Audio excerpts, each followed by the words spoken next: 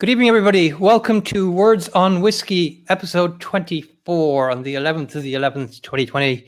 Thanks very much for taking the time to join us this evening. We've a great show lined up. But as always, we'll start off with the news. I mean, first things first, we're exactly halfway through the lockdown that we are experiencing here in the south. And so we're halfway through, so hopefully things will continue to improve, so we're all in a better situation to enjoy Christmas. And of course, Christmas is around the corner and people are starting to talk about it and bring out products and new releases and new developments. So the first side of the news is Celtic Whisky Shop have launched a new site called Irish Drink Shop, and what they have there is an updated site with over 2,000 products shipping to over 40 countries. And look, it's not just drink, it's cocktail equipment and cocktail paraphernalia and ingredients.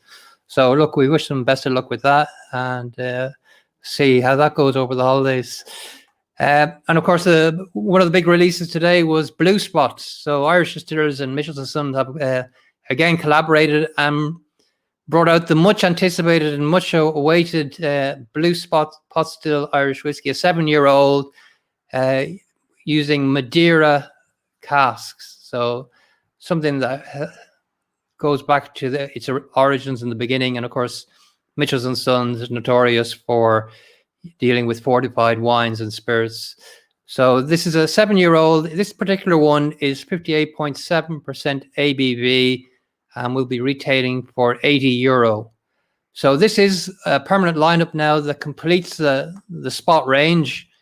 And the Spot range was last seen in 1964, the Blue Spot. So very welcome back. And this will be changing ABV over each release. So under different batches, it'll change. So I'd imagine that'll be something of a collectible. Other activity as well. There's a big festival online tasting happening at the end of this month, organized by That's Dram Talk and Whiskey Chats. So Omar, Ivor and Laurie are involved, and Chris Hennessy. I'm sure there are other people involved, so forgive me if I've left you out. But 4 nights of whiskey tasting from the 25th, 27th, 28th and 29th of November. Just contact them online, and all the proceeds are going to Down Syndrome Ireland. And there seems to be a lot of companies there involved supporting that great cause. So if we can do anything to support them, please do. And that's pretty much it for the. So I suppose without further ado, you know who our guest is, and we're really privileged and honored that he'd join us, and also that they would share the release of their new whiskey with us. So let's fire ahead and welcome Mr. Noel Sweeney. Noel, good evening. Hi, sir. Yes. How are you? Thank you for joining us. Thank you for joining us. You're at home or in the distillery? I'm at home. You're at home, yeah. So how have you been keeping through all this difficult time, obviously? It's difficult for everybody. I mean, I've had friends that have had COVID, and a lot of people that I know are out of work in the local shops down here in Dundalk and Blackrock, especially the people in the entertainment business and in the bars and pubs, you know. So it's very difficult for those.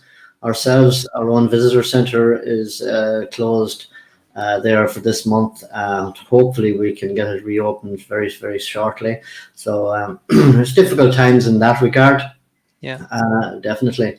Our distilling is working away okay. I tend to be down there about maybe once or twice a week, but you know, it is difficult to go down and find the people that you know you met every day when you went aren't there now, and the centre is actually shut down. But hopefully we'll get the shop open again very soon. Yeah, I mean, you're still in full production? We are, yes. We kind of cut back a little bit, but the distillery is running fine. Excellent. Well, look, we've people from all over joining us now, and of course, thank you very much all for joining us. If you do have any questions that you'd like me to put to Noel, please don't hesitate. Just pop up the question there, and Noel will hopefully answer it. So, look, Noel, obviously you've been one of the few that I would consider to be a true master distiller in the industry. And whatever Master Distiller now means, of course, it's something that probably needs a bit of clarity. But you're 40 years distilling. Yes. Could you just tell us how you got started and how you ended where you are now? I know 2016 you joined Powerscourt, but of course you're synonymous with Cooley before that as well.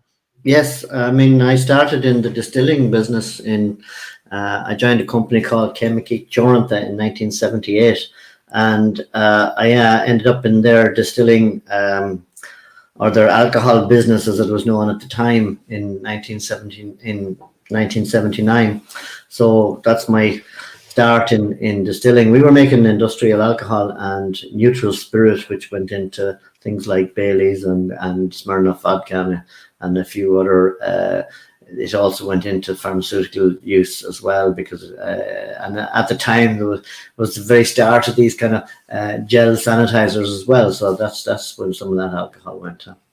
Yeah. And then I was there until about 1986, and I was eventually quality control manager there. And then it closed down. It was a semi-state organization, and for a couple of years I went into the food flavor industry and was, believe it or not, distilling under a vacuum ethyl vanillin at 150 degrees centigrade, and the stuff that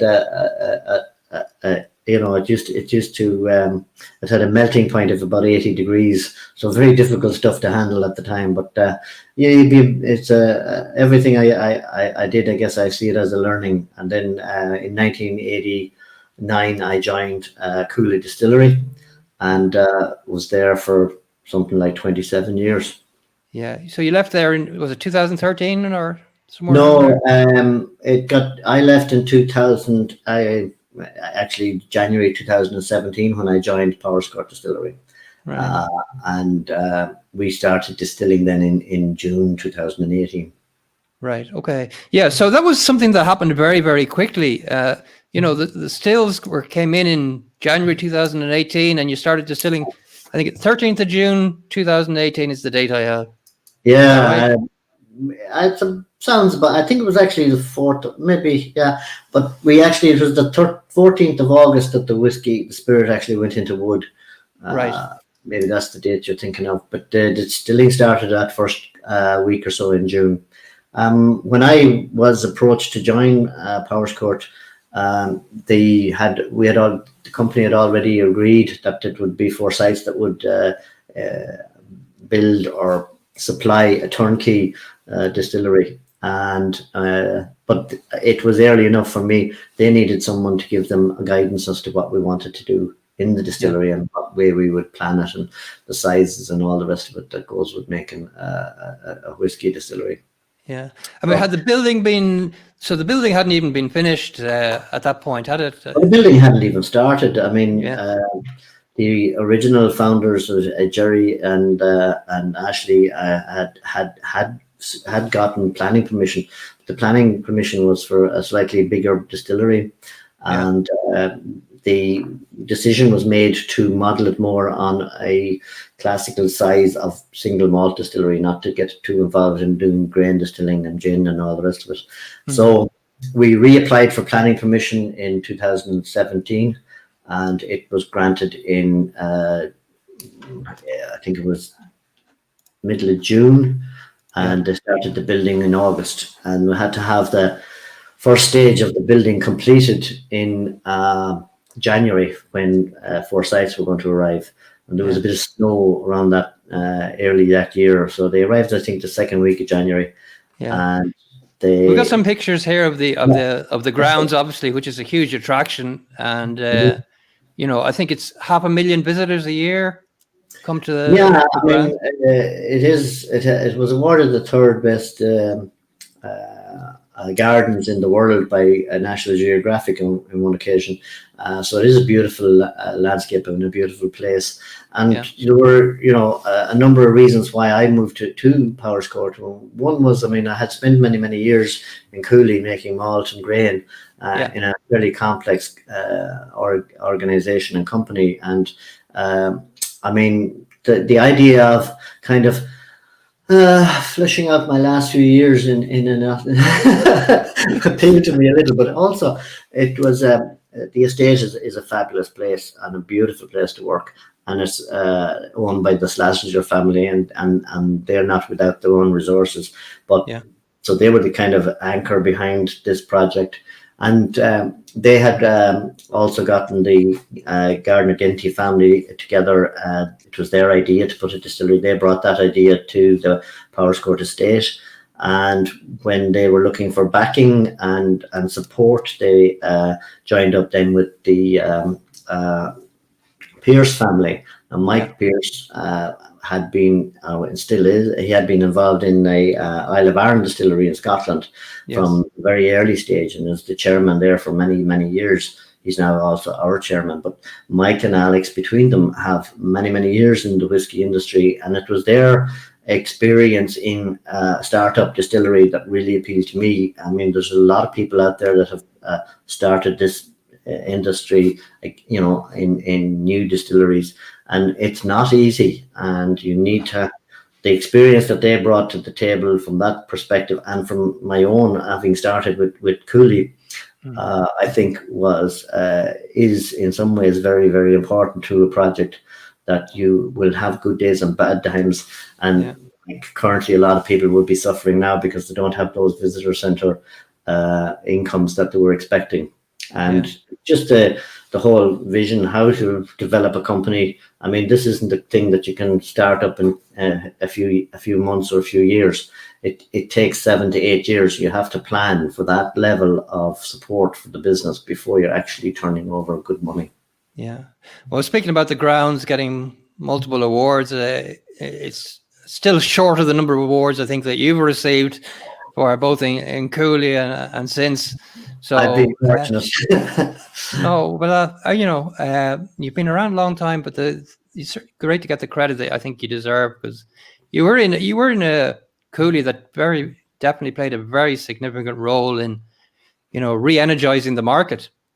Well, absolutely. I mean, the startup of Cooley was really the brainchild of John Teeling, and I think that we were talking about this at some stage before, and we said that the whole idea at the time was that the Irish distillers was the only people in the country making whiskey and making Irish whiskey, so they had a complete monopoly. And you know, basic economics would give you the sight to see that it's where there's a monopoly, there's an opportunity. And I think John Teeling grasped that opportunity, and it wasn't easy. I mean, we went through a lot of tough years, and but we persevered. We knew we were making good spirit. We did get good advice from from outside of the Irish whiskey scene, and I mean, the same principles apply here as they do in every distilling and every maturation of whiskey. It's just that in Ireland, we've got a great climate that matures the whiskey quite beautifully, and you can witness and enjoy the fruits of our labours to this day and beyond. Were there any snippets, or did you have any inkling that Irish whiskey would take off to the extent it did back then when you started? Well, I think that I look back. It's easy look back with 2020 vision. Yeah. And I distinctly remember at one stage when we started to put a product into the marketplace, and you know, if you're sitting down looking at your warehouse and you can supply maybe a couple of 100,000 bottles a month, and you just even consider the market that's out there. Yeah. It really is massive. There's a whole global market. And I thought to myself, and I distinctly remember this, thinking, oh my God, if this takes off, I'm not going to be able to supply the demand. Really? It was that much? Yeah. Yeah, it really is. I mean, there are huge markets. I mean, Scotch was doing something like, Irish whiskey was about 1% of the global market for Irish whiskey back in the early 80s. And even today, you know, it went from something like 600,000 cases a year, and it's now at 7 million plus, you know, and rising. and that's just one brand, Jameson. And look at the rest of the brands that are popping up all over the place now, and we're getting traction everywhere, and it's great, and there's a good opportunity. And one thing that you can say about Irish whiskey is you can't make it anywhere else but in Ireland, and that's part of the GI, the geographical indication. You can make Scotch in Scotch, you can make bourbon in America, but in Ireland you can only make Irish whiskey in Ireland. So it's a great home industry, and we've got great climate, we've got great cereals, we've got great people, and there's no reason why we can't make great whiskey. Yeah, and you do. Certainly, we will look at some of them going. Actually, I'm going to pour. I poured myself a glass already, and I poured myself. I don't know what you have in front of you, but I poured myself, I think, one of the finest single grains to ever come out of Ireland, and that's for Cullen 13-year-old. Now, that was bottling you did for James Fox, and I thought the 10 was fantastic. The 13 lifts it even more, and of course you have a strong background, of course, in producing great grain whiskies. You produced Green Ore amongst other brands, of course, but Green Ore was probably the first single grain Irish whiskey for a very long time. But you're the man behind Tyrconnell, Connemara, Green Ore, Kilbeggan, and numerous other supermarket label ones even, and so forth, of course. But we did well. I mean, do you miss the single grain because now you don't have the facility to do it where you are to produce it? No, I'm not producing grain whiskey at the moment. But their Cooley Distillery continues to do that. Great Northern have a new grain distillery. The Royal Oak Distillery is doing grain. West Cork are doing grain. The guys down in Tullamore are doing grain. There's plenty of grain whiskey plant available. And the thing about grain whiskey is it is a high volume production facility. It does run 24/7 almost. You need to be running it continuously to get the quality right. And it's not easy to get that quality right at all. But there's enough knowledge in the industry now and enough people doing it that it's not necessary to make it yourself, as long as you know what you are looking for. And if I'm going to buy grain whiskey, I know what I can get and where I can get it. And we've done that. We have, as you know, our 10-year-old out there as a regular, 13, a really beautiful whiskey. You're right. And the opportunities are there for more. We can always buy new make spirit. And it's, if you look at the Scotch model, there are maybe 4 or 5 grain distilleries in the whole of Scotland. Yeah. So, well, let's just have a look here at what the range you actually have at the moment is. So let me just see. There you go. So you have there your range. Now, you mentioned to me the premium blend has now got an age statement of 8-year-old. Yes. I don't see that screen up here now. But the 8-year-old, when we launched the single grain for Cullen, we were using 6-year-old, and that's with the blend. We had grain from that 2012 is what we use in that, and then some older malt. So I wasn't prepared to put an age statement on it because I think anything less than 8 is really not really beneficial to the branding of the product. So when we come to our second bottling, we now have 8-year-old grain, and we will have it going forward. So we've put an age statement on that, and literally all that has changed is that premium blend has been taken away, and we've just put an 8 in there. Okay, and then you have your 10 single grain, which we single grain of 10-year-old, an excellent whiskey. I think it does extremely well. It's really silky and smooth, and very approachable and easy to drink. So we're adding to the range as well, and we're going to have 8, 10. Then the 14-year-old sits in there nicely. Quite an established whiskey in its own right. A bit more body and a bit more character in the whiskey. And last year we launched the 18-year-old for Cullen, and we could have put in a 16-year-old, but we wanted to differentiate these, so that you don't have too many in the range, and then you don't also have them too close together. So I mean, we waited a year for the 18 to come out, and now we'll be following the 18-year-old with a couple of these special releases that we have here tonight beside me, and down the road. There's one other there that you don't have, maybe. Well, apart from the 13-year-old that we mentioned there earlier, which was there's just one. The 16-year-old Madeira finish is what's missing. It's a Muscatel, and Muscatel. Sorry. Yeah, and it was parked. We took one cask of Muscatel and added it to casks that had been bourbon matured to make up the volume that we needed, and that was for our cast member program. So our cast member program, anybody that buys one of our new make casks, they would get 2 of those bottles of the 16-year-old, and they are extremely nice. The idea is that you would keep one if that was your wish, but that you would definitely try and drink the other one. And it just so happens that they're in May 2 years ago, we had Prince Charles was over, so we presented him with one of those 16-year-olds as well. And there's 397 casks in that cask program. So we had to make up around, I think it's about 800 bottles of that. Plus, we had another couple of hundred which we're selling from the distillery, but you can only buy it in the distillery. And but it's a lovely package and a lovely whiskey. Let's just touch on the distillery again, just for a minute. I just want to show people the work that's gone into it. So, I mean, this is obviously the construction phase of the distillery. So it was the old mill house, and they very generously and tenderly restored that and extended it. There's the water turbine. The old water turbine. So that's covered under glass now in the main entrance, isn't it? That's correct. Yeah. And that's this is the middle of construction where we're putting in the stairs.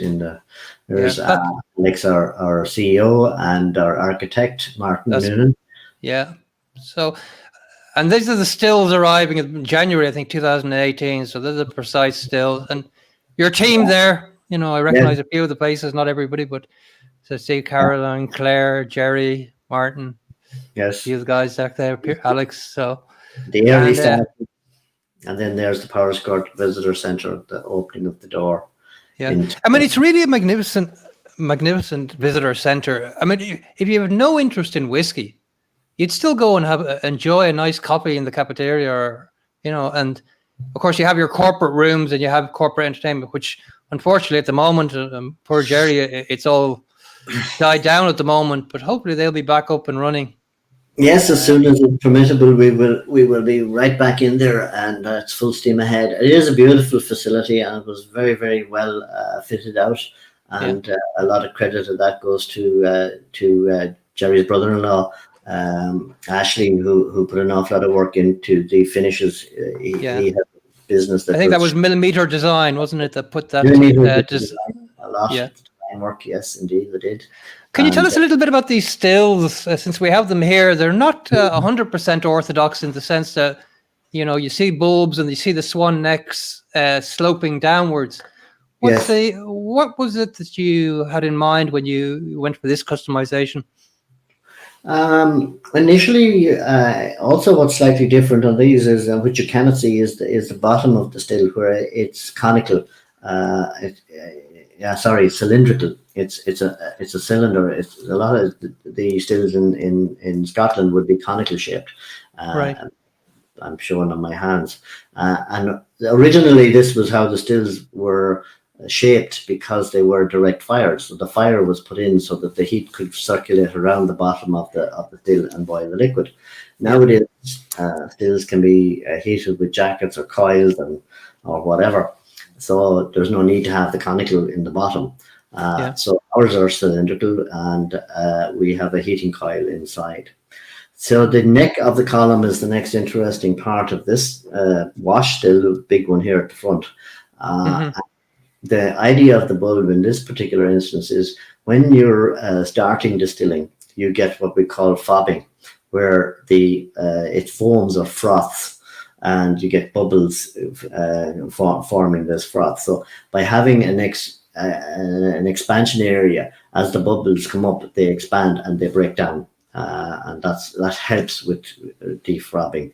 And the last thing you want in a distillation is carryover, and carryover is caused if you drive the still too hard. You put too much heat in there and you're boiling it really vigorously, and you force liquid across as opposed to vapor. So the neck height then is important. And in our case as well, you can see there are two sight glasses on the neck of the still going up, one above the other. So that's for the operator. And just to the left of the still, you can just about see the controls for the steam there. So the operator at the start of distilling is monitoring the activity of that frothing in the still. And if the bubbles get above the glass, he has to reduce the steam input to keep it ticking over nicely. So that is the start. And then the neck is, some distilleries have them much steeper than that, but it's really only just so that the vapor condensing in the neck and the line arm, we call it, across to the condenser, continues down into the condenser and out of the bottom. In Cooley, we had a slight incline on the neck of the still, and that would increase reflux slightly, but in our case we've got enough height in our neck here. In Cooley, the necks are quite short to give us the reflux that is needed to stop carryover. So that's the wash still. The second still, the spirit still, is basically a concentrating still. So we're just taking the low wines that's produced from the wash up to a higher strength. So we're literally just boiling the alcohol across. We're not doing any separation in that particular still. We do our separation in third still. And again, the bulb in the neck helps to increase the surface area to give you a little bit more reflux, which gives you the condensation of some liquid that goes back down into the pot and boils up and back. So that gives you more reflux, as we call it. And that allows you to get a better separation in the spirit that you're producing. Yeah, and in terms of for those that might be new to whiskey, reflux is basically generating more copper contact with and what does that do to the whiskey or to the spirit? Well, what reflux is doing is it's a slightly complex in a way. It's like distilling and then falling back as a liquid and redistilling. So every time something distills, if you've got impurities with, we'll say, a higher boiling point than ethanol, they will not get boiled up the second time. So so you're getting a little bit more purification of the spirit as well if you have a reflux. Yeah. When you came to the distillery, what opportunity did you get to put your own stamp on things? I mean, what was it that you weren't able to do before but were able to do, since basically starting with a clean slate? Effectively, yes. I mean, I had learned a lot in Cooley, and I knew how the plant operated there very well. And, I mean, there were things there that you're constrained by the simple design of the distillery that we were using. And there were things that you weren't possible to do. When you're dealing, as we were now, you saw the front of the distillery under construction. That was the mill house. The distillery itself was a green field at the back of that, and so when you're operating in a greenfield situation, you're much more flexibility as to what you want to do and how you do it, and everything, even from the way that we've incorporated the fermentation vessels inside the building. A lot of people were forced to leave them outside. We've got our bins and silos. It's all in the one room as well, and that's not always the case in a lot of distilleries because they're retrofitting into buildings that really aren't suitable for that. But I mean, we're fortunate that we could have put our twist on it to a large extent. And again, we're working with people that have vast experience in foresights as to how that would happen. So you have all elements. You have all elements of whiskey production on site. So from the milling to the maturation. So you do have a maturation center there as well, and we have looked in there. Literally 50 yards from the stills there, which is a great facility, and it's something that I mean, in the likes of the cities in Dublin, we can't have warehousing in a built-up area. So we're fortunate that we can do that in Powerscourt, and it also adds to the tourist attraction in that people that come to the distillery. There's nothing nicer for the first time to walk into a whiskey warehouse, because all of a sudden you get this waft of spirit and whiskey flavors and it really is, you have to experience to enjoy it. And even that, I think that's one of the things that also attracts people to distilleries, is the senses are all excited. You walk into the distillery, you see the stills, you get a feel for the size, the noises that are going on, but it's more so the smells and the atmosphere in the distillery that people always remember. And of course, not to mention, there's always a little dram as well at the end. Yeah, I mean, it is very much a working distillery, of course. I had a question in there from Lisa McEntee, and the question was, are there innovations or collaborations you'd like to see introduced in the future? Well, we kind of touched on this before the show, but... Are there innovations or collaborations? There are always going to be innovations. And I mean, I'm no expert on innovations. I mean, we done different cast finishes. We've done different combinations of cast finishes, and that's what we're releasing tonight, our 18-year-old. So you get the bars to see the team there unload casks. So innovation is something that we welcome, but it has to be within the technical file. It has to be, so you are constrained in some respects, but collaborations, people have done collaborations with wineries, with cognac, for example, and these are open to everyone at the moment, and indeed ourselves. And we're always open to new collaborations and interesting adventures down the road. Who knows? I mean, we have a collaboration at the moment of whiskey and Powerscourt Estate. I mean, perfect marriage. Yes. Yeah, and you did mention we spoke again before, and you mentioned you were looking to produce. So at the moment, you produce single malt, but you are able to, and you are planning to produce pot still and other whiskies using other grains. You mentioned rye to me before. Yes, this last 2 weeks now we've been distilling pot still rye, and in the distillery. But obviously, it'll be a few years before that comes out in a bottled form. Yeah. We've already produced malt and pot still spirit for this year, and last year we did pot still triple distilled. We've done some double distilled malt as well as triple distilled malt. So you can double distill with the facilities you have as well. It doesn't have to be. Yes, yeah. That second still can be used we can use it to double distill. Yeah. Excellent. Okay. Well, look, we'll talk about other innovations and so forth. But I mean, one of the big reasons we're here, obviously, is this big release and piece of innovation here that you have in front of you. So, look, very kindly, you've sent a number of people samples, and you've sent us a sample as well. So, thank you very much for that. I have it poured, and we also have a bottle here, which unfortunately or fortunately will remain unopened, because this will go down towards that charity effort that the guys are organizing at the end of the month. So I have to give this back to Caroline tomorrow. But saying that, I will be getting one. So let's talk about this. And what was the thought process firstly behind this? It's an 18-year-old. Tell us about what it is, and then what the production and so forth of it was. I guess when you're looking at the marketplace in general, you see that you have a lot of different finishes, and they're all very well. There aren't that many combinations of finishes, so we've called this the 5 elements, and the 5 elements are, first of all, we were using a single distillery source, so this is all produced by myself in Cooley back in 2001, 2000.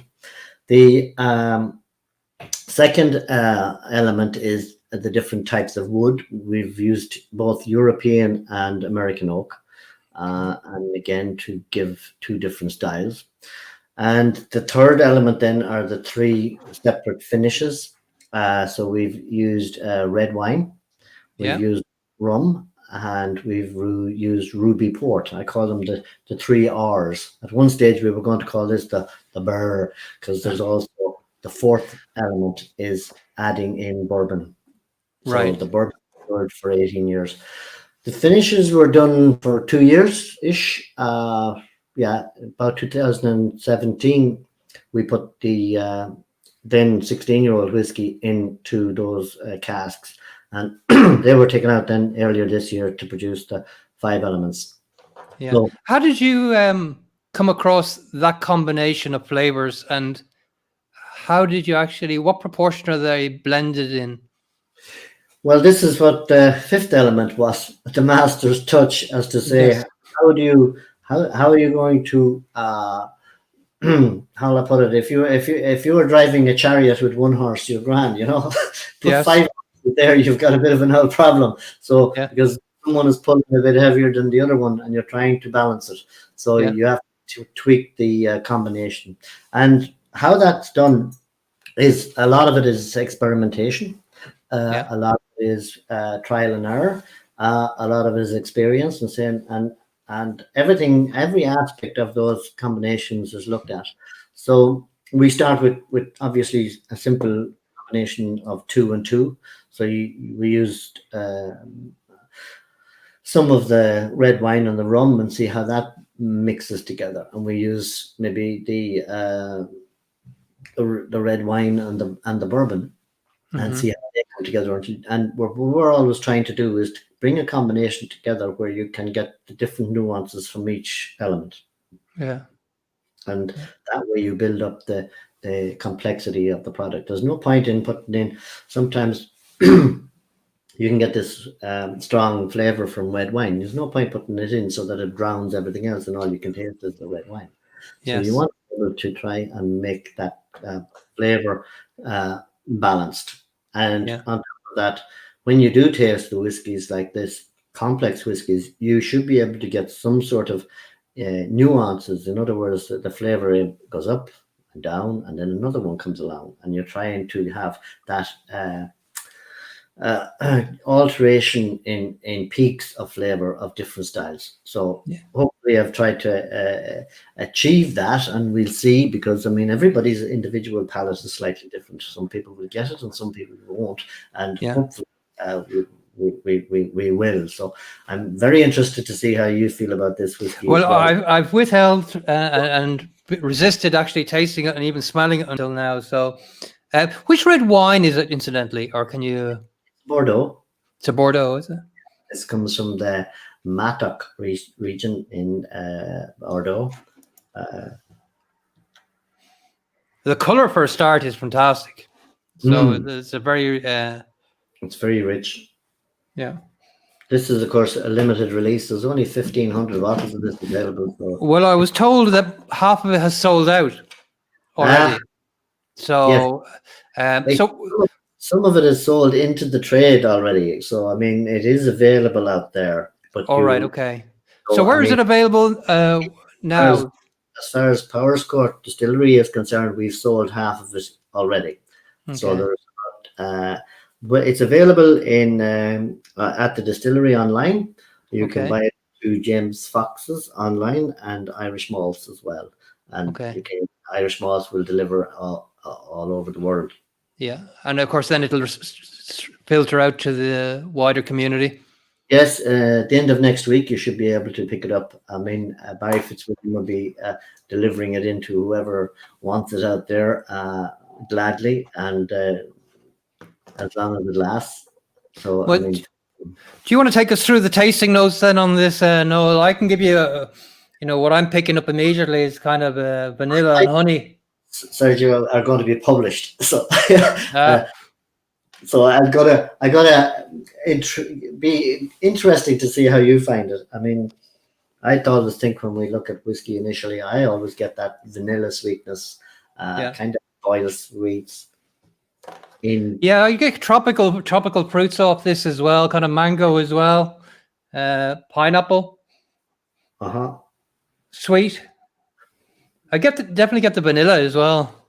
Yeah. So I mean, nothing has overpowered anything else. I mean, I do get the hints of tannin off it as well. There you are.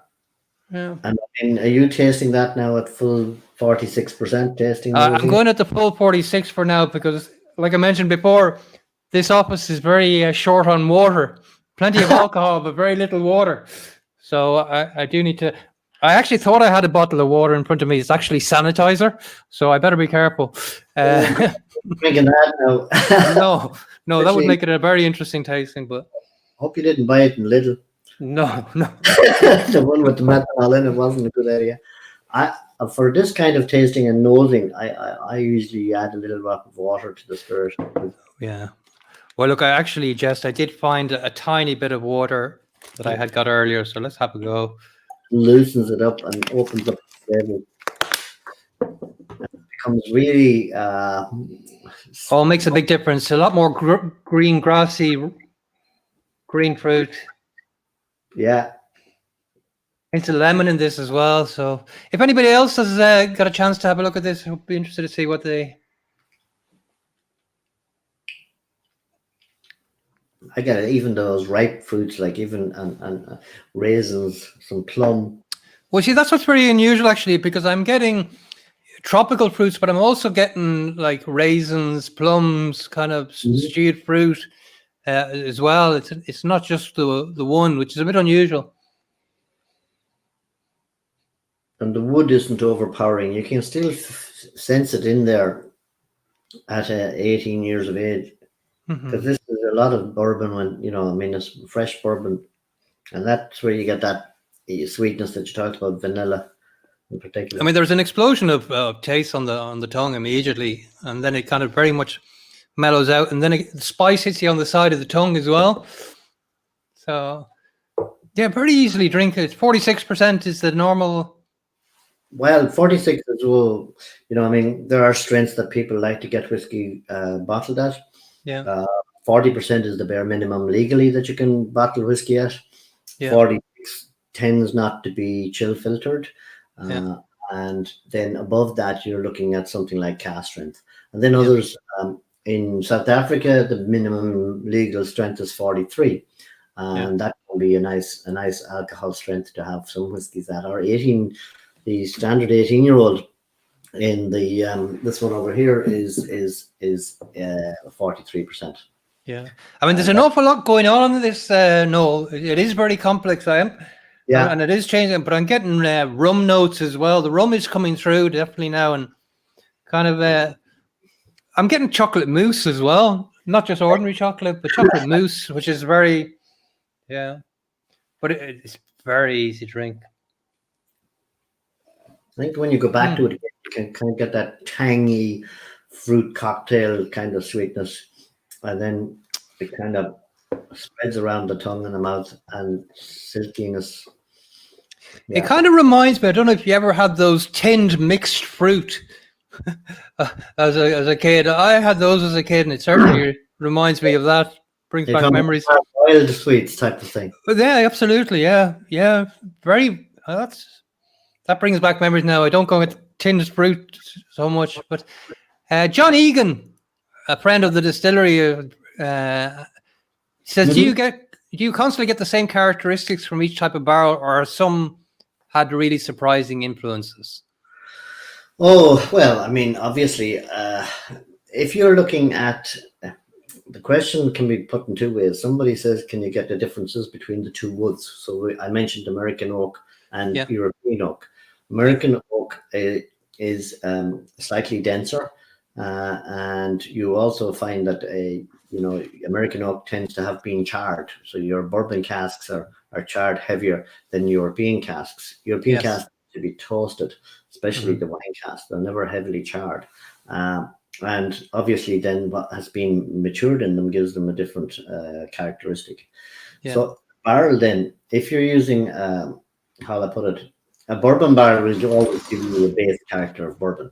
You're always going to get that. And because bourbon is produced using the barrel once. In other words, it's only ever used once to make bourbon. Yes. The Yeah. barrel comes to us. So you get quite a consistent level of maturation from bourbon casks. Whereas if you're using other styles of casks, you don't know how long that cask has been used or what it has been used for before it did this or that or the other. And nowadays you have quite a lot of casks which can be, or barrels that we call it, they're putting sherry into it to give it the flavor of sherry, but it's not necessarily made sherry. Yes, yeah. Kind of that is happening as well in the industry as well. So to get a genuine sherry cask is very difficult because there's quite a demand for them. But the problem is the demand for sherry isn't as big as the demand for sherry matured whiskey. So getting the right cask is always important, and you will get big variations on qualities in casks. I have to say the finish on this is going on, and actually makes you salivate. It's very it's very mouth watering and very it's salivating as well. Flavors go on a lot. I'm getting a lot out of this because I'm not drinking it like I would another whiskey. I mean, the 10-year-old grain we mentioned earlier, you have a taste of that, and the next thing you're having another quick sip of it because it just goes, this. No, it is very drawing, yeah. The last half hour. No, well, I keep on picking up different notes in it, so I mean, getting that the thing that strikes me actually, Noel, above all of the things in this is the balance that is there. There's not one element that overpowers any other. Well, that's the whole secret, I think, of a good blend or a good turnout from a blending, and that's why it's important not to try and overthink these things either. And people just say, okay, we'll put these combination of casks together, so they take equal amounts of each and mash them together and throw them out in the bottle. It's not that simple to get a complexity and variety and as I mentioned, this kind of layering of flavor is all important to get the best out of each style. Yeah, there's definitely getting banana off it now as well. I keep on getting something different every time, and I don't know, is it just because I've left it open, or maybe they added the water as well? But it's all of those things and more. And your taste buds are just picking up some of these little flavors as the time goes on and the developing in the mouth. Yeah, it's fantastic whiskey. I have to mention that there's a couple of your whiskeys that I'm really big fans of, but I remember you did one as well that Connell finished in a Madeira cask, a 10-year-old. Yeah, that was a fantastic whiskey as well. But this is going like so far more complicated. We did the 3 finishes at the time: the Madeira, port, and sherry. Yes. My personal favorite was always the port. All right. Okay. The Madeira got huge support. I mean, everybody loved Madeira. But I think Madeira was quite unusual at the time as well. It wasn't the mainstay. I mean, you had short port and you had sherry.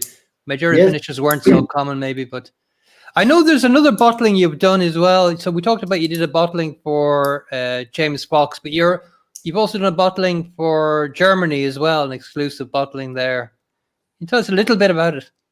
Yeah, I mean, we did a single cask, and again, back in 2017, we filled a range of different casks, and a number of them as well. And we were approached by the distributor out there, and she was looking for something really, really nice for her. Yeah, Marique is here. She's online. I've seen her there. And we decided we'd go with Muscatel. And we bottled that and sent it over to them, and I think it's done very, very well. It's a really, really nice whiskey. It's full single cask bottling, and unfortunately, with a single cask, you're talking about something on the order of about 350 bottles or something. It's not huge. That's the problem. When you're looking at a limited edition of 1,500. Oh, excuse me, guys. It's not a fire alarm, is it? No. Normally I leave this outside somewhere, but anyway, sorry about that. These things happen. Someone's in the house phone beside me. So so when you want to have a little bit more volume in getting an expression out to the more general consumer, you're looking at putting together a number of different casks. And no doubt, I think we will probably put together maybe 4 or 5 or 6 sherry casks at some stage and bring them out as a limited edition as well. Yeah. There's something very drawing about this. I can't actually not have it in my mouth now at this stage because, yeah. Excellent. No, it's fantastic. It really is. Well done. Congratulations. What's this retailing for now, Noel? Do you know? In this country? Yes. It's a steel at 108. Oh, look. 180. Euro. Okay. Yeah. 180 for an 18-year-old, 46. I mean, the box is fantastic as well. The presentation is always excellent. So yes, the team have done a great job on this. Caroline's our marketing expert, and she follows up on the design. And we have a very good company doing our design work as well. So they do a great job on it, and it's really coming out very, very well. And all the little details, you have your limited edition, the little ticker at the top, the seal inside the box, and it's very, very, very nice. We will be using this particular box in again, so there's a little leaflet explains everything about the product, and then you have the detail of the coat of arms in there. Yeah, it's really nice. I have to say, I mean, the distillery and the packaging really reflect the product. I mean, you go and visit the distillery, it's unbelievable, the shop layout. It's so accurate and precise and roomy in area as well at the same time. It's an amazing place to visit. If you've ever got a chance, I would encourage people, even if, like I said, if you're not into whiskey, I've often gone up there and just had a coffee myself before. Of course, you are only down the road from me, but yes, and we did have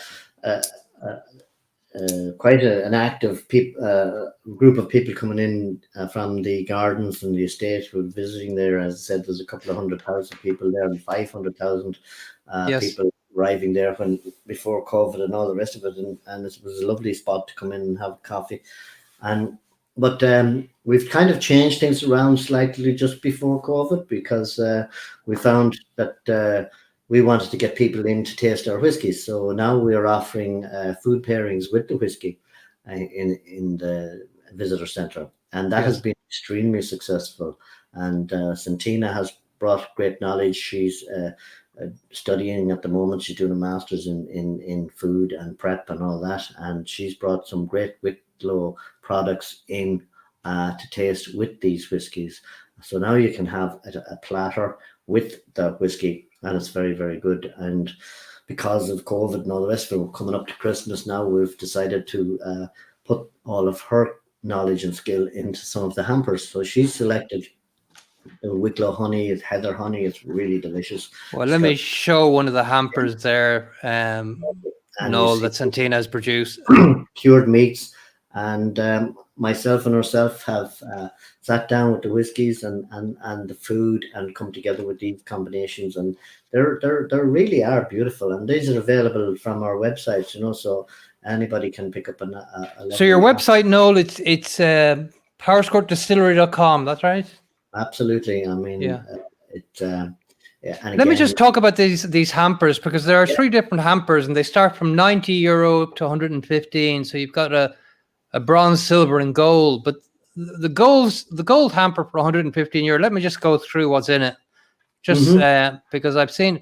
So described as a full immersive Irish food and drink experience. So in it, there's a Fercullen trilogy pack. So you get 50ml sample of the 8, 10, and 14.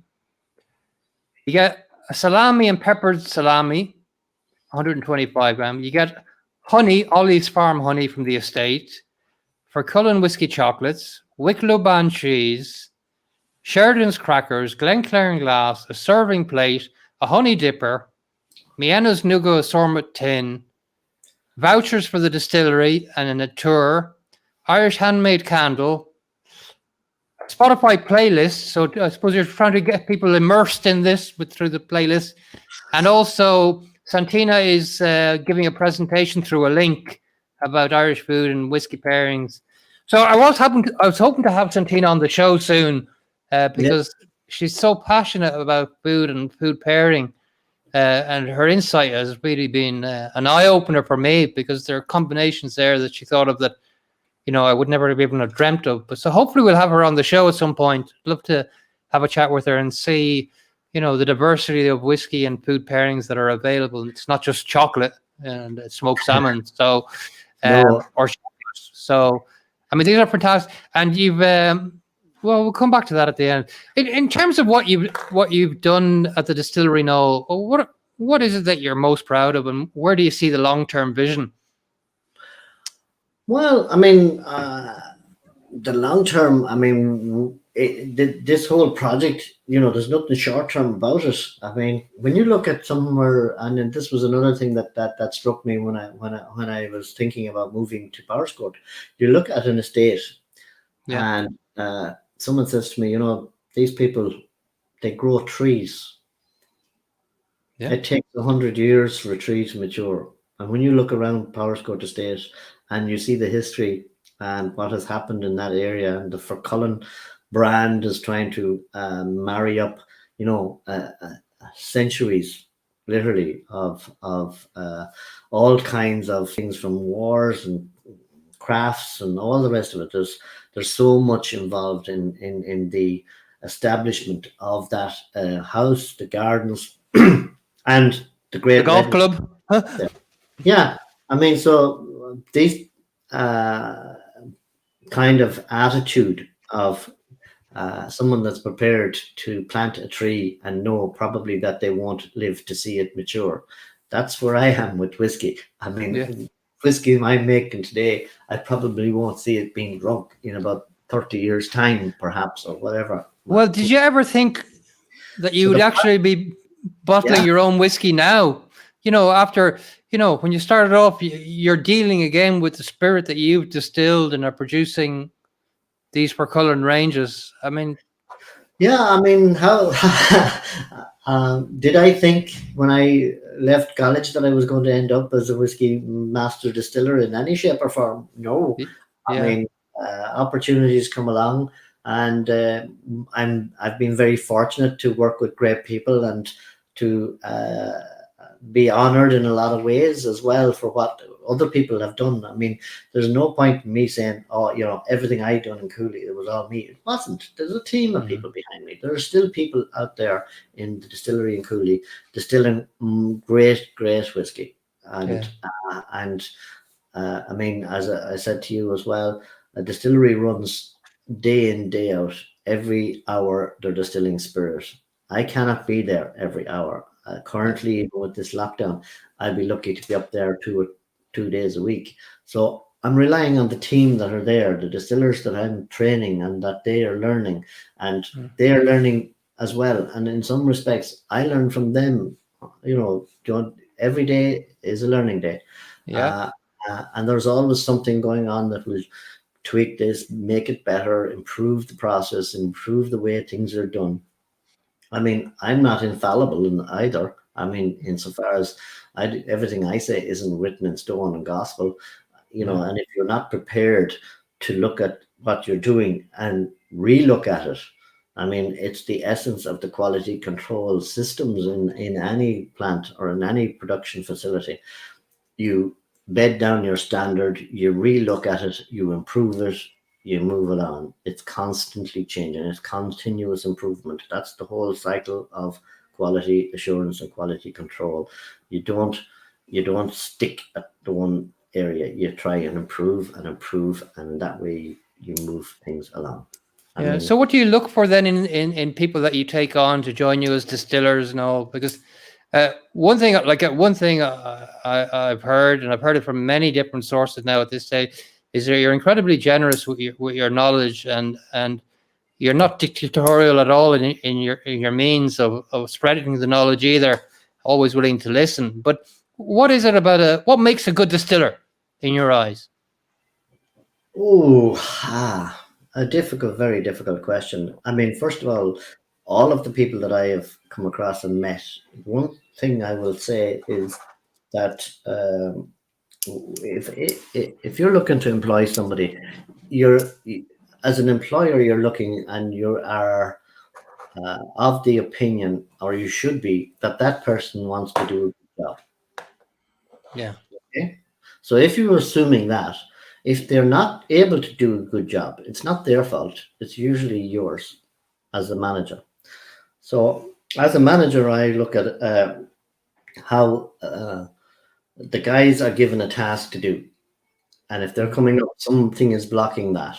And my job is to block. I'm a bit like the American football defenders, you know, Right. the guy with the ball. You clear the path so he can get to the goal line. Yeah. That's what a manager's job, in my view, is. So if you start at that basis, in the distilling business and in the distillery, you have to have a certain aptitude for, you know, understanding what you're actually dealing with. So some kind of a background in food, perhaps in chemistry, perhaps background in mechanical engineering type things where you know how plant and equipment operates and works. Chemical engineering that you might not. I don't need a chemical engineer in the distillery. I'm not a chemical engineer. Mhm. I used to say people that are familiar with equipment could be that they drive a tractor on a farm, you know, or are used to handling milking machines. It doesn't really matter, but they have an understanding or an affinity to saying, well, okay, I have to transfer 1,000 liters of spirit from this tank to that tank. Yes. Do that in grain silos. They do it with milk. They do it with water. They do it, you know. So if they have had some kind of experience, it's general operative work initially, but Mm. to get the spark that brings them to the next level from understanding and how they manage to deal with tasks and all the rest of it. But they need to have some insight as to where they're going with the product. It's not just sitting on a production line. It's not Yes. change. And one of the other things that I've given, well, I feel is important for me as a distiller and as an employer is that the people that work with me have the opportunity to find their own niche. So I don't have one distiller. I have six. Yeah. I have two shifts. I have two people working. One will do the mash and one will do distills. And the fermentation takes care of itself more or less because it just runs for 3 days. Yeah. So on a daily basis, one operator is operating the mashing and one is usually doing the distillation. But either of them can do both. So they can cross over. Okay. Yeah. I have two shifts and then I have two guys in the warehouse who manage the stock and are able to fill barrels and manage. There's an enormous complexity in the revenue requirements and in the labeling and numbering and stacking and racking and keeping the barrels in the prime condition they need to be when you come to fill them, checking, nosing, tasting in the Yeah. warehouse. And yet the guys in the warehouse, I insist that they be able to come into the distillery. And that gives you great flexibility as a manager insofar as that if anyone goes off sick, I have 5 people capable of replacing them. And that's Yes. the way you can have. And they develop as well, of course, by learning more skills. I mean, that's the basis of running in the distillery. You roll in on top of that now where we're taking these whiskies together and we're bringing them together and the guys are coming in and tasting these and learning about blending and what's important and how different casks give you different flavors and different styles and how long they're left in each cask can be important as well. So you just don't put it into a sherry cask and say, forget about it for 2 years. You have to monitor it. You have to check it. And there comes a time where it's it'll improve and get more and more flavor. But there comes a time when this thing is going to go flip over the side and you just don't end up there. And if you do, how do you bring it back? And you learn. Well, that's the thing as well. Yeah. I mean, there's certain critical points on the path in which a whiskey goes from being really poor to being really good, and likewise from being really good to being really poor. Is that experience that tells you where those cutoff points are, or is there? Look, you can learn so much from somebody, but at the end of the day, and this is another thing that I think is extremely important, you only learn sometimes when you make a mistake, Yeah. and you can only learn with your, by the seat of your pants. I used to say, if you want to learn to swim, throw the child into the water and he'll fucking learn. Yeah. Uh, Yeah. there's a little bit of that in it. You have to let people have their own head. Currently we're looking at buying barrels, so I could sit back tomorrow and take all the list of people that supply casks in the country and say, okay, I'll take this, this, this, and this. Well, I've decided to take a different approach. I've given it to one of the guys in the distillery. I said, now, eat your heart out there and come back to me and give me a recommendation. And when he come back and he say, well, I think we should do this, this, and this, and I said, that's when he's learning. And that's when you decide. But I'm not going to throw this guy in at the deep end and he's going to make a mistake. And, I'll be there to guide those decisions and help as much as I can. But as I said earlier, sometimes I learn a little bit as well. Yeah, absolutely. Brilliant. Well, like you said, every day is a school day. But if I was to ask you, I mean, you're in the industry an awful long time. As I said, you've won multiple awards. You've made the way I say it is you made an absolutely massive contribution to the whole sector, and you're very much a part of the renaissance of Irish whiskey, and I hope that gets recognized. But what are you most proud of, and what keeps you motivated to keep doing this? I love this. I'm not a drinker. Yeah, I am not a person that will go out on the battle for the evening or at the weekend and go drinking. I love the chat and have something in your hand and savor the moment and enjoy the occasion. I mean, to open a bottle of this, 180 quid, you're not going to drink this in one sitting. You shouldn't, anyway. You shouldn't, but I mean, there is something very drawing about it.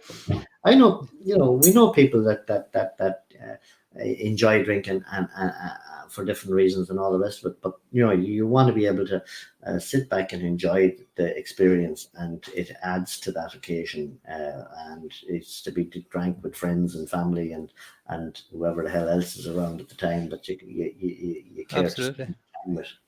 What motivates me? I get paid every month. That's always good. That helps. That always helps. Yeah. But I mean, I'm so lucky and so honored and so delighted to be in the industry. I used to be in middle management, and that's not a nice place to be because you're getting it from up here and down here. Yeah. Currently, I'm like, some people would say I'm at the top of my game where I am. I mean, if I was in somewhere like Irish Distillers, where you have 5 or 6 or 10 different managers, because you have someone that's running the distillery, you have somebody running the warehouses, because of the massive scales of these things. You've got 10, you've got 5 masters, is it? Master of maturation, master of distiller, master this and master that. I'm in a small plant like ours, I oversee all of that, and very fortunate to have great people to work with in a beautiful setting.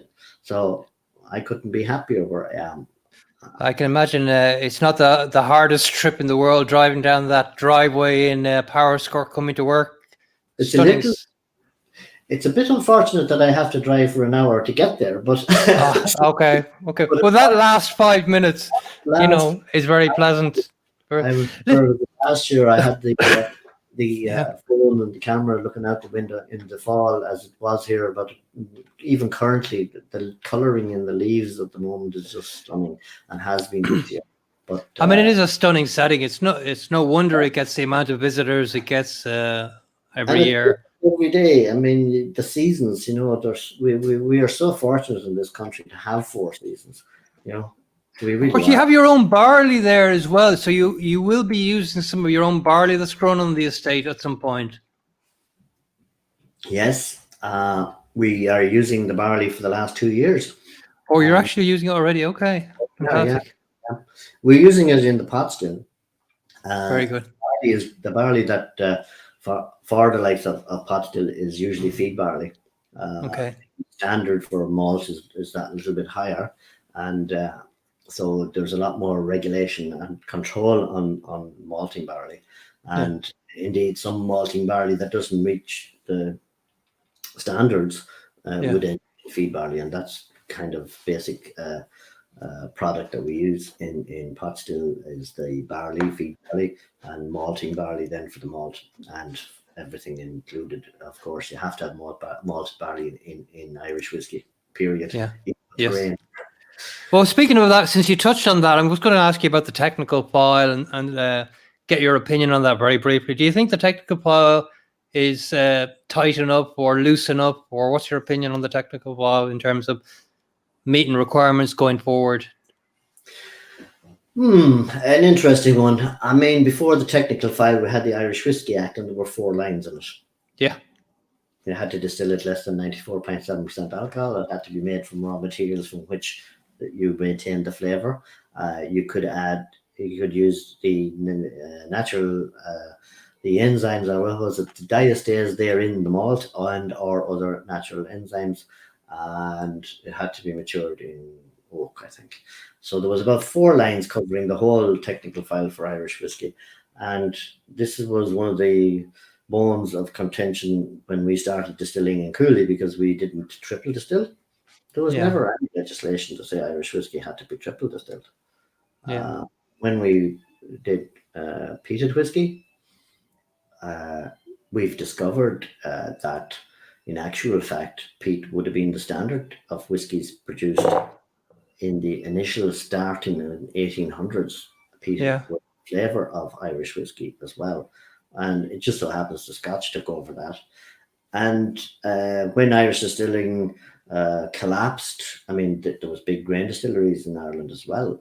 But when that whole industry collapsed for various reasons, we're not going into them, we ended up with one player who kind of dictated that because they were the only people producing whiskey, they wanted to differentiate it from the then larger producers of Scotland by saying, well, Irish whiskey is triple distilled and non-peated, which was not, it was true at that time, but it was a tradition. So then came along the GI, as we call it, or the graphical indication within Europe. You've had things like champagne can only be made from champagne. Yes. Blah, blah, blah. Blue cheeses or Danish or whatever. So Irish whiskey, well, what makes Irish whiskey special? So the legislation came around that we had to produce a technical file that specifies how Irish whiskey can be made, and there was an awful lot of debate in the early 2000s over what would be allowed and what wasn't allowed. Irish distillers and Bushmills had their view, Cooley had their view, and everybody in between had views. So it was all thrashed out anyways, and the first technical file was published and released and eventually got through all the various hoops, and had been written and rewritten and looked at and checked and all the balances. I was slightly involved in that towards the end, and finally became law a couple of years back. I think 6 years now. It's in 2014.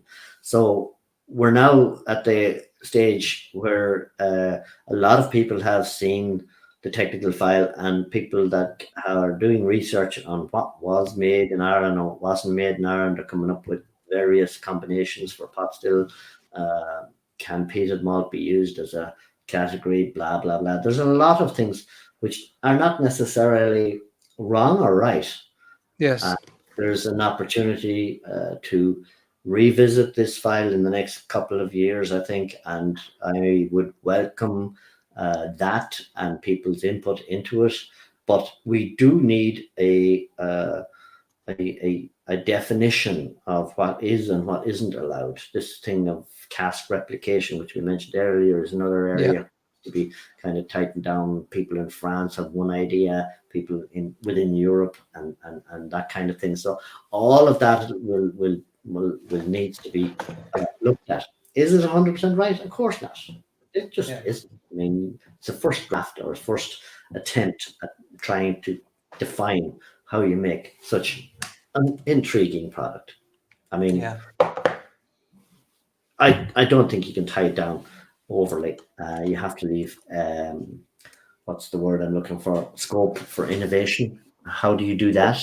I mean, Scotch Whisky Society has tightened down a lot of the distillers and what they can do and what they can't do. The idea that you can't bottle Scotch malt outside of Scotland.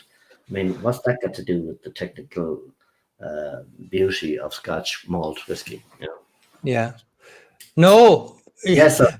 My camera battery has gone now at this stage, so I reckon we've been on a while. But I wanted to really thank you, firstly, for doing us the honor of sharing an exceptional whiskey with us. I certainly think it's well, without sounding ridiculous, I think it's the best of the lot that I've tried out of that distillery. So I'm looking forward to seeing what's going to come down the road in the future.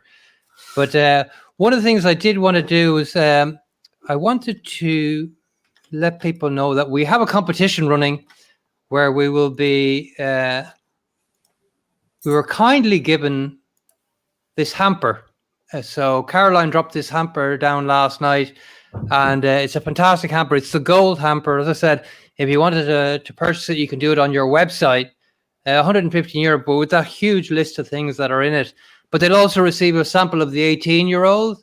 So we're going to run a competition over the weekend and over the next few days, and hopefully we'll pick a winner next week. It's limited to Ireland, the island of Ireland, purely because it contains food products, and transporting that, of course, is going to be a bit difficult.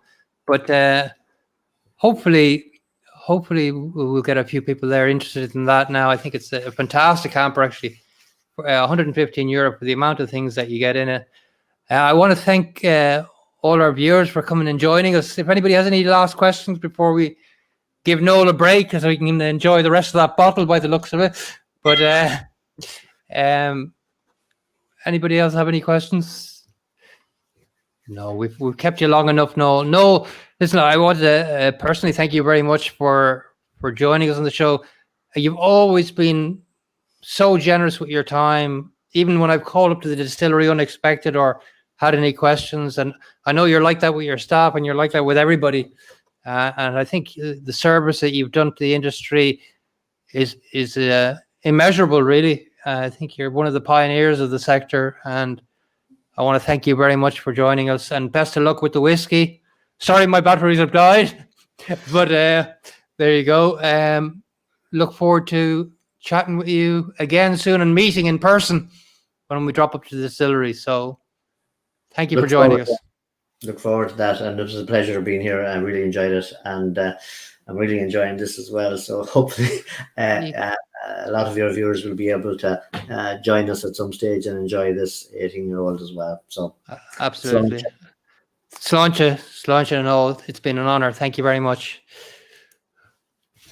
Okay, well, everybody, yeah, we will have that competition running from tomorrow. We will announce it on our Facebook page if anybody is interested. Like I said, it's a fantastic hamper. Thank you all for joining. And Noel is a fantastic guest, a fantastic ambassador. We've a very interesting show as well lined up next week, and look forward to meeting with you again next week. In the meantime, look after yourselves. Thank you very much, and take care. Good night.